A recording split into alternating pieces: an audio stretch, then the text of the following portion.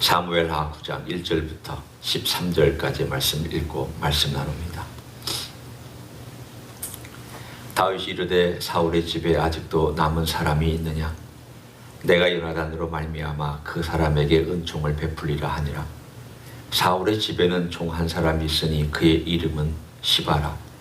그를 다윗의 앞으로 부름에 왕이 그에게 말하되 네가 시바냐 하니 이르되 당신의 종이니이다 하니라. 왕이 이르되 사울의 집에 아직도 남은 사람이 없느냐? 내가 그 사람에게 하나님의 은총을 베풀고자 하노라 하니 시바가 왕께 아뢰되 요나단의 아들 하나가 있는데 다리 저는 자니이다 하니라. 왕이 그에게 말하되 그가 어디 있느냐 하니 시바가 왕께 아뢰되 로드발 암멜의 아들 마길의 집에 있나이다 하니라. 다윗 왕이 사람을 보내어 로드발 암멜의 아들 마길의 집에서 그를 데려오니 사울의 손자 요나단의 아들 무비보셋이 다윗에게 나와 그 앞에 엎드려 절하매 다윗이 이르되 무비보셋이여 하니 그가 이르기를 보소서 당신의 종이니이다. 다윗이 그에게 이르되 무서워하지 말라. 내가 반드시 네 아버지 요나단으로 말미암아 내게 은총을 베풀리라. 내가 네 할아버지 사울의 모든 밭을 다 내게 도로 주겠고 또 너는 항상 내 상에서 먹을 떡을 먹을지니라 하니 그가 절하여 이르되 이 종이 무엇이기에 왕께서 죽은 개 같은 나를 돌아보시나이까 하니라. 왕이 사울의 시종 시바를 불러 그에게 이르되 사울과 그의 온 집에 속한 것은 내가 다 네 주인의 아들에게 주었노니 너와 네 아들들과 네 종들은 그를 위하여 땅을 갈고 거두어 내 주인의 아들에게 양식을 대주어 먹게 하라. 그러나 내 주인의 아들 무비보셋은 항상 내 상에서 떡을 먹으리라 하니라. 시바는 아들이 15명이요 종이 20명이라.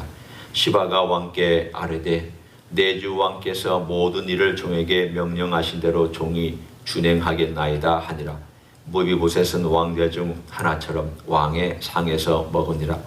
무비보셋에게 어린 아들 하나가 있으니 이름은 미가더라. 시바의 집에 사는 자마다 무비보셋의 종이 되니라. 무비보셋이 항상 왕의 상에서 먹으므로 예루살렘에 사니라. 그는 두 발을 다 절더라. 아멘.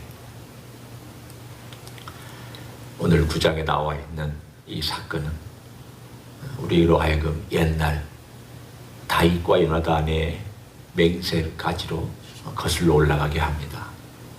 두 사람이 헤어지기 전에 첫 번째 처음 만나서도 언약을 맺었고 또 헤어질 때도 언약을 맺습니다.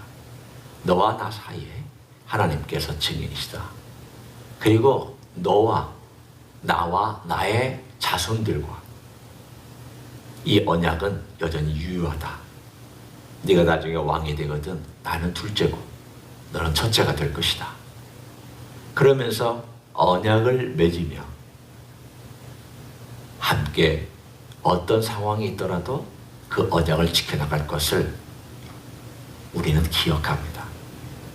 오늘 그 이야기에 일종의 에필로그라고 얘기를 해야 될까요? 다 죽고 당사자들은 다 죽고 어떤 의미로 보면 이제 다윗은 절대 군주가 되었기 때문에 모든 권력을 다 가지고 심지어는 사울의 왕가도 없애버릴 수 있는 권력을 가지고 있는 사람이 되었습니다. 옛날 근동지방이나 또는 왕조 시대나 우리나라 왕조도 마찬가지지만 그 전대의 왕조는 죽여 없애버립니다. 잔인합니다. 혹시라도 무슨 반란의 빌미가 될까봐 다 없애버립니다.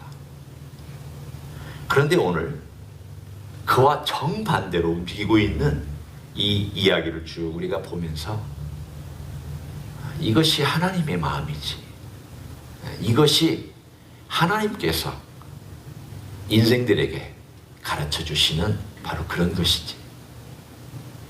따라서 오늘의 가장 중요한 한 단어가 몇 번 등장을 합니다. 그것은 은총이라는 단어입니다. 은총. 9장 1절에 보면은 거기에 이렇게 표현이 나와 있습니다. 내가 요나단으로 말미암아 그 사람에게 은총을 베풀리라. 은총. 또 3절에도 내가 그 사람에게 하나님의 은총을 베풀리라. 또 7절에도 보면은 가운데에 요나단으로 말미암아 네게 은총을 베풀리라. 은총이란 단어가 3번 등장합니다. 오늘 9장 전체를 쭉 연결하고 있는 가장 중요한 단어며 개념을 우리가 하나 뽑을 수 있다면 바로 은총이라는 이 단어입니다. 은총이란 하나님께서 우리에게 주시는 은총하고 똑같습니다. 똑같은 단어를 사용합니다. 인애라는 단어가 이 단어이기도 하고 때로는 은총이라는 단어가 이 단어이기도 합니다. 아무 조건 없이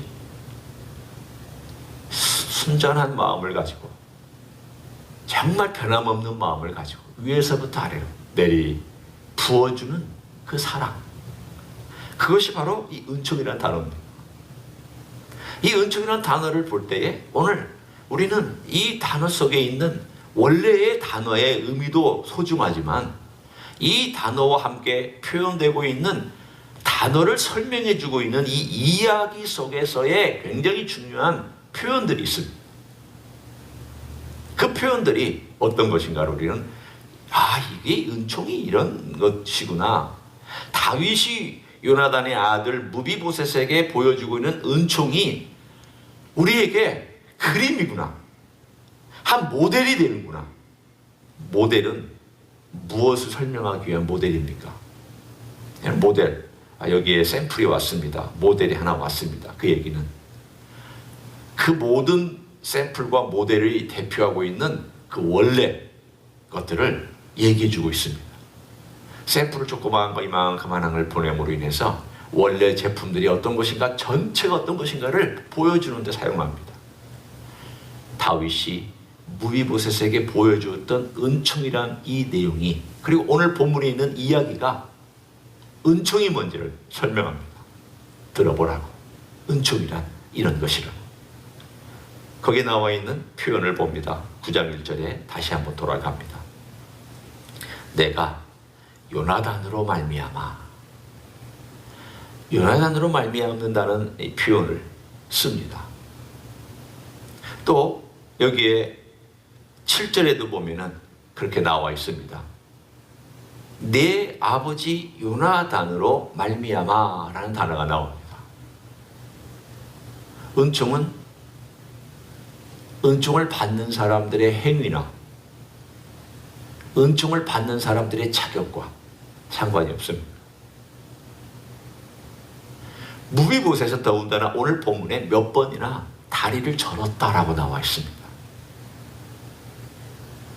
우리는 예루살렘을 점령할 때에 다윗이 무슨 말을 했는지를 기억하고 있습니다. 다리 저는 자나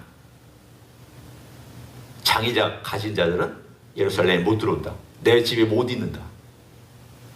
심지어 우리가 좀 작게 얘기해도 왕궁에는 장의를 가진 사람은 들어올 수 없다. 예루살렘을 점령할 때 다윗이 그렇게 선언을 해버렸습니다. 그럼에도 불구하고 오늘 본문에 예외를 뒀습니다. 그 예외를 둔 것은 다른 것이 아니라 바로 그가 요나단으로 말미암아 맹세한 그것을 생각했기 때문에, 그 요나단으로 말미암는 이 모든 것들이 무비보셋에 의해서 이루어진 것이 아닙니다. 무비보셋의 잘남이나 못남이나 무비보셋의 자격이 있음이나 없음이나 이게 상관없이 이 모든 것들은 요나단으로 말미암아 생겨난 것입니다. 은총은 내부에서 나오지 않습니다. 내 내부에서 등장하는 게 아닙니다. 은총은 외부에서 오는 것입니다. 그 외부에서 오는 것도 나로 말미암아 오는 것이 아니라 다른 사람으로 말미암아 오는 것입니다. 누군가로 말미암아 오는 것입니다. 누군가에 의해서 오는 것입니다. 나는 받는 사람입니다. 오늘 이야기가 우리가 잘 알고 있는 이야기하고 비슷하지 않습니까? 내가 은총을 어떻게 받았는가? 예수님으로 말미암아 받았다고 성경은 얘기하고 있지 않습니까? 예수님으로 말미암아 하나님 아버지의 은혜가 예수 그리스도로 말미암아 내게 왔다. 예수 그리스도로 말미암아, 예수 그리스도로 말미암아. 그게 얼마나 소중한 단어인지에 대하여 제가 로마서 5장 1절과 2절에서 여러분에게 소개를 해드리겠습니다. 왜 사도 바울이 그렇게 이 같은 표현을 쓰고 있는지 로마서에서는 그것을 계속 강조합니다. 로마서 5장 1절과 2절입니다. 그러므로 우리가 믿음으로 의롭다 하심을 받았으니 우리 주 예수 그리스도로 말미암아 하나님과 화평을 누리자. 2절 또한 그로 말미암아 우리가 믿음으로 서 있는 이 은혜에 들어감을 얻었으며 하나님의 영광을 바라고 즐거워하느니라. 로마서의 모든 얘기가 예수 그리스도로 말미암아라고 하는 이야기입니다. 만약에 로마서의 전체의 주제를 하나의 그 phrase, 하나의 표현으로 뽑아내십시오라고 얘기한다면 요거예요. 우리 주 예수 그리스도로 말미암아. 요거예요. 신학적으로 많이 표현할 수 있죠. 칭이다, 상하다, 그리고 하나님의 은총이다, 은혜다, 많은 신학적인 용어를 가지고 표현할 수 있지만 그냥 하나만 구절에서 뽑아내십시오라고 얘기한다면 우리 주 예수 그리스도로 말미암아 혹은 예수로 말미암아 그리스도로 말미암아 이 단어예요. 그게 은총이에요. 그게 은총이라는 것의 가장 중요한 핵심을 담고 있는 표현이에요. 내가 아닙니다. 나로 말미암은 거 아닙니다. 내 행위 아닙니다. 내 업적 아닙니다. 잘난 거 아닙니다. 모든 것은 누군가로 말미암아 내게 왔다는 것을 얘기합니다. 그래서 오늘 이 이야기를 받은 무비보셋의 표현 속에도 은혜를 받은 사람의 반응이 똑같은 내용을 전달해 줍니다. 8절 한번 보십시오. 그가 절하여 이르되 이 종이 무엇이기에 왕께서 죽은 개 같은 나를 돌아보시나이까. 여기서 돌아본다는 말이 은총을 베풀었다는 말이고요. 죽은 개 같은 나라는 표현이 은총을 또한 설명해 주고 있는 대목입니다. 그 당시에 죽은 개는 가장 혐오스러운 짐승 중에 하나입니다. 만져서도 안 됩니다. 부정합니다. 그리고 개는 그 당시에 더러운 짐승의 대표적인 것이었습니다. 지금은 안 그렇죠. 그러니까 만약 이 표현을 지금 쓴다 그러면 죽은 개 같은 나, 좀 가치가 없는 것 같지만 그렇게 가치가 없다고 생각하지 않을 거예요. 오늘의 표현은 이런 거와 비슷할 것입니다. 죽은 바퀴벌레 같은 나. 아마 이 정도 표현을 써야 사람들이 그 정도로 가치가 없다고 그렇게 생각할 거예요. 그 표현입니다. 죽은 바퀴벌레처럼 혐오스럽고 종이를 싸서 쓰레기통에 확 집어넣어야 되는 그 정도의 가치밖에 없는 나를 왜 돌아보십니까? 뭐 때문에 돌아보십니까? 하나님의 은혜가 한 사람에게 찾아와서 그 사람을 덮고 나면 그 사람의 표현은 왜 나를 사랑하셔서 이런 은혜를 주십니까? 왜 죽은 개 같은 참말 하찮고 가치없고 부정한 나를 돌아보십니까? 이런 표현을 써요. 벌레 같은 날 위에 이런 표현을 써요. 스로보니게 여인이 사가 아래에 있는 개처럼 주님의 은혜를 갈구하면서 그래도 상 아래에 있는 개라도 주인의 상에서 떨어지는 아이들이 떨어지는 부스러기라도 먹습니다라고 자기 자신을 개라고 표현한 것도 저는 받을 만한 가치는 없지만 그래도 떨어지면 먹겠습니다. 내가 받을 자격이 있다는 것도 아니고 내가 이걸 받을 수 있는 당연히 누릴 수 있다는 것이 아니라 그러나 떨어지면 버릴 거니까 내가 먹겠습니다. 그게 얘기예요. 오늘의 성경의 이야기에 하나님의 은총에 창세기 1장부터 요한계시록 22장까지 하나님의 은총을 얘기한다고 한다면 만약 하나님의 은총에 대해서 어떤 모델을 한번 얘기해 주십시오라고 한다면 아마 저는 이 사무엘하 9장의 얘기를 이렇게 들려줄 것입니다. 이게 바로 이걸 확대해 보십시오. 이 이야기를 하나님과 우리와 관계를 확대해서 얘기해 보면 그대로 들어맞습니다. 하나님 아버지께서 예수 그리스도로 말미암아 벌레 같은, 죽은 벌레 같은 나에게 은혜를 베푸셨고 은총을 베푸셨습니다. 돌아보셨습니다. 죽을 수 있는 인생을 돌아보셔서 안 되겠다, 쟤는 내가 구원해야 되겠다. 하나님이 어떻게 어떤 방식으로 나를 만나 주셨는지 그다 신비롭지만, 그러나 하나님이 그렇게 만나 주셨습니다. 저는 사실은 어떻게 얘기할 바가 없습니다. 왜 내가 믿게 되었는지, 내가 어떻게 은총을 받게 되었는지 어떻게 설명할 길이 없습니다. 그게 하나님의 은총의 역사예요. 다 설명이 안 돼요. 참 시원하게 설명을 좀 하고 싶지만 시원하게 설명이 안 되는 내용이기도 합니다. 논리로는 시원하게 설명이 안 됩니다. 가슴으로는 시원하게 설명할 수 있지만 머리로는 시원하게 설명이 안 됩니다. 그 은총이 바로 주는 자와 받는 자의 입장. 너의 아비 요나단으로 말미암아 내가 너에게 하나님의 은총을 베푸리라. 그러자 받는 무비보셋은 죽은 개 같은 내가 어찌 받을 자격이 있길래 저를 돌아보십니까? 그리고 나서 그 은총이 어떤 내용으로 다가왔는지까지도 오늘 본문에 있습니다. 그 내용이 여기 이렇게 나와 있죠. 7절에 사울의 모든 밭을 다 내게 도로 죽일 것이다. 또 너는 항상 내 상에서 떡을 먹을 것이다. 너무 은총에 대한 내용을 정말 멋있게 표현하고 있어요. 기업 다 네 거다. 이 기업 다 너에게 돌아갈 것이다. 너는 나와 항상 교제할 것이다. 이 떡을 먹으면 내 얼굴을 보고 같은 상에서 나와 함께 대화하고 너는 내 아들하고 똑같은 아들이 돼. 무슨 말입니까? 너는 내가 입양한다는 뜻입니다. 내 아들이 먹는 식탁에서 나와 함께 먹는 입양한 아들로 내가 너를 데려와서 너와 함께 교제할 것이다. 성경의 얘기는 입양한 이야기예요. 우리를 입양한 이야기예요. 특별히 하나님께서 이방인들을 입양한 사람, 더 입양한 사람이에요. 유대인은 아브라함 때 입양했지만 우리는 예수님으로 말미암아 입양된 사람들이잖아요.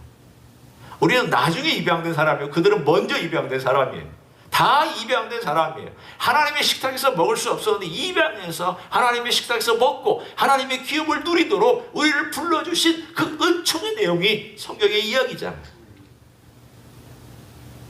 다른 얘기 아니에요. 구원은 왜 시켰는데요? 입양하려고. 왜 예수님이 오셨는데요? 입양시켜서 하나님 가족 만들려고. 예수님이 왜 십자가에서 죽으셨는데요? 그 피를 발라서 하나님의 자격되는 아들로 심사에 통과해서 이 상에 와서 앉아서 먹을 수 있도록 만들어 주시기 위해서 예수님 피 흘려 주셨잖아요. 이 모든 것이 다 하나님의 은총에 대한 놀라운 얘기를 담고 있습니다. 저는 어제 이야기를 쭉 보면서 너무 감사했습니다. 지난 세월이 생각나서 감사했고, 나 같은 인생을 이렇게 하나님께서 입양해 주셔서 하나님의 자녀로 만들어 주셨다는 것이 너무 귀하고 감사했습니다.